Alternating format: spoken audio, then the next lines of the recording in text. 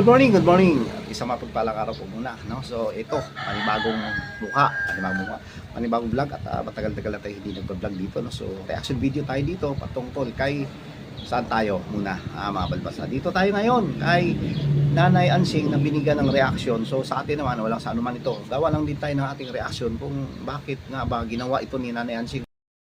At isang mapagpalang araw po muna sa lahat, no? So dito na naman po tayo, no? Isang reaction video dito patungkol sa ating opinion dito nga po kay Nanay Ansing na siya po ay nag-apply bilang isang kasambahay or kasama or kumbaga ay katulong ni Nanay Feli dito sa shelter, no? Dito sa loob ng shelter, subalit ayaw ni Ate Feli, at ang gusto ni Ate Feli ay yung masipag at hindi yung magmamando-mando na hindi yung mamanduhan pa na gawin mo to. Ang gusto ni Ate Feli ay kusang magtatrabaho. Pero ayun na, ayaw na Ate Feli. Oo, yun nga po ay marami ang mga nagsasabi at marami ang opinion na negative, no, mga balbas, no? So dito nga po ay syempre, di ba, kanya-kanya naman tayong opinion.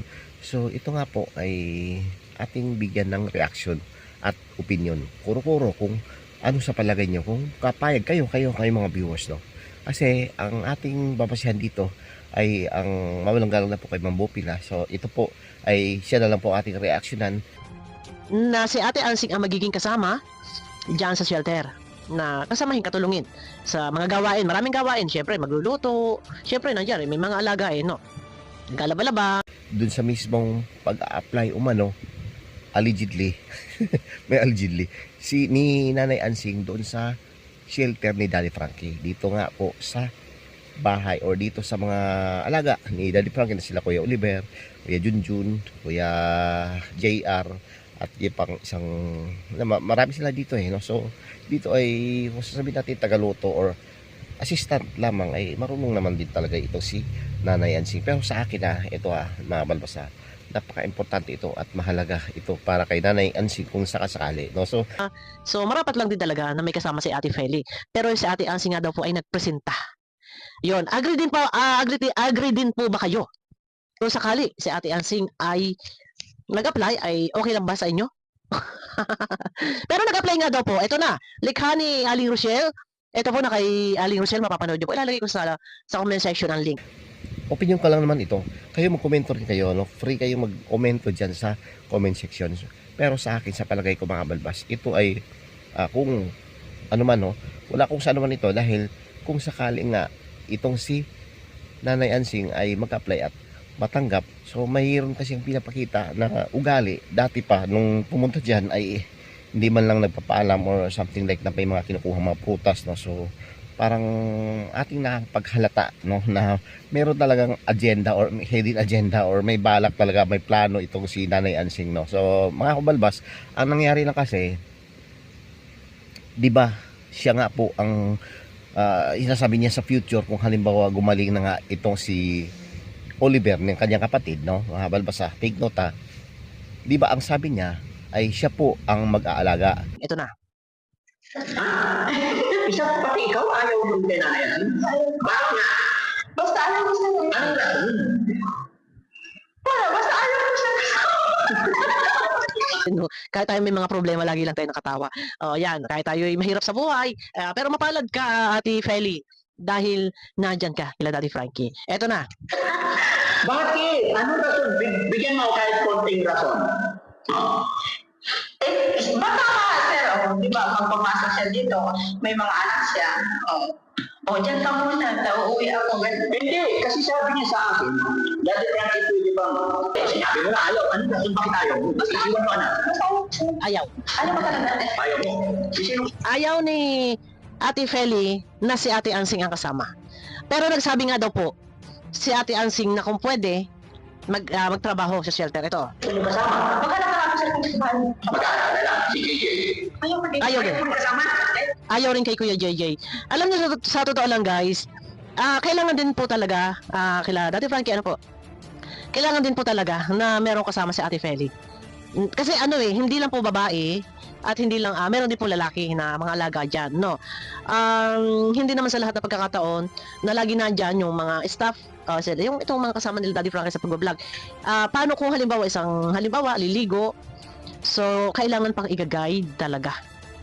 So dito, kung ating papayagan or kung ito wala naman, so hindi ko naman didihitahan iba no.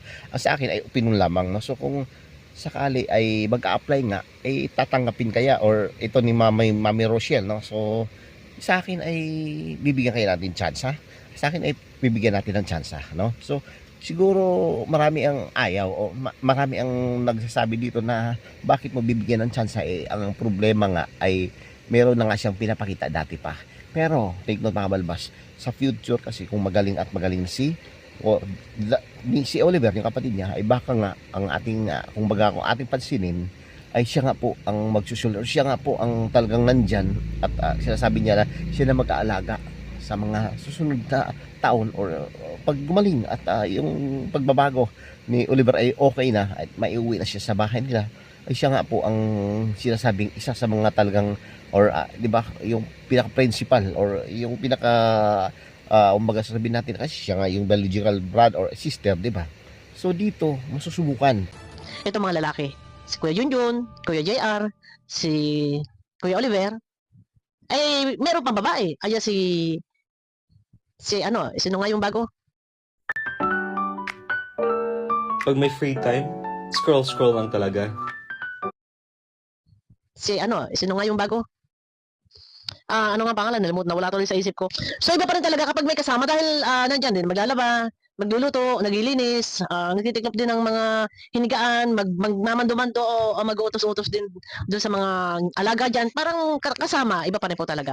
Masusubukan siya na kung dito ay sakaling siya ay isa sa mga kasambahay or tutulong bilang nakasama dito ni Ate Feli sa pagluluto siguro, paglilinis or pag-aalaga ng mga beneficiary ni Oliver, ay baka ito ay ating makitaan siya na kung ito very sa akin excited ako gusto ko na makita or opinion ko lang naman ito makita siya na nandyan at ating maramdaman yung kanyang kumbaga, di ba, ano kaya pwede kaya siya talaga na siya yung mag-aalaga na kay Oliver para ating subukan yun lang naman, that's my opinion lang naman mga balbas so dito sana or sa akin lang ay pahintulutan natin itong si Ate Ansing wala, hindi ako basher, hindi rin ako kakampi kay Ate Ansing pero dito subukan natin iba naman tayo opinion ko pero marami ang nagsasabi na ayaw nila na yan si Nanay Ansing isa sa mga isasama o kasama dito kay Nanay Feli doon sa mga dito sa gawain sa shelter so yun kasi madalas ipinapakita na kasi dati ni Nanay Ansing ay meron talaga siyang kakaiba na hindi naman masamang tao si Nanay Ansing wala naman siya, yan kasi yung ugali niya, yun na yung role niya pagiging isang kumbaga kontrabida. Sige, wala tayong magagawa ang kababayan. Nag-a-apply si Nanay Ansing. Ayaw naman ni Ate Feli. Kapalagay niyo mga kababayan, sa pag-a-apply ni Ate Nanay Ansing, pwede ba siya dito sa shelter? Pero nagtataka ako, Ayun. Tinatanong ni Daddy Frankie kung pwede ba raw o sa pag-apply na Ate Ansing, pwede ba raw sa Ate Ansing sa shelter. Para sa akin, hindi po ba noon kapag inaaya siya sa paggamot ng bahay.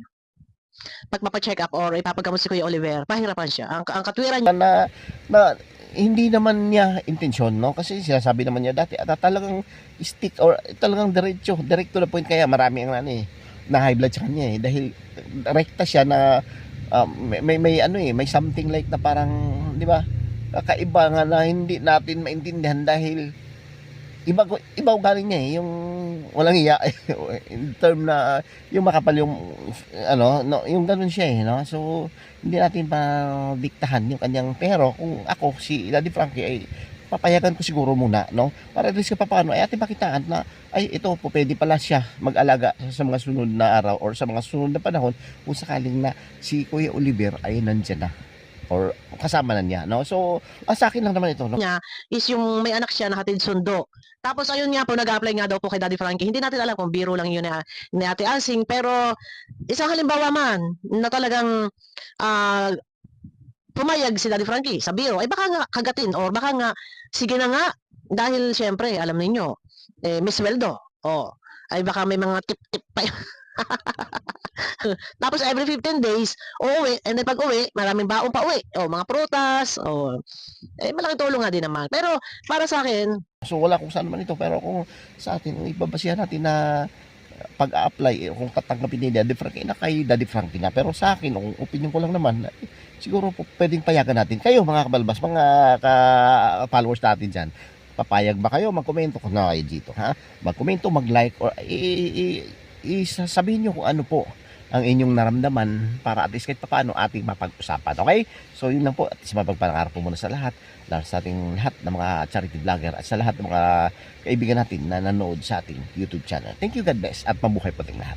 Bye-bye! okay lang ba na dyan magtrabaho? Para sa akin, no pa din. Hindi. Kasi baka ano lang, iba pa ka, hindi talaga trabaho. Kumbaga parang baka magbabali-bali o ano, babali muna. Eh ayaw naman din ni Ate Feli dahil ang gusto ni Ate Feli gusto niya yung masipag na ayaw niyang masasabihan na gawin mo to, gusto na Ate Feli yung nagkukusa. Kaya sabi ni Ate Feli, siya na lang daw ang maghahanap. O yun.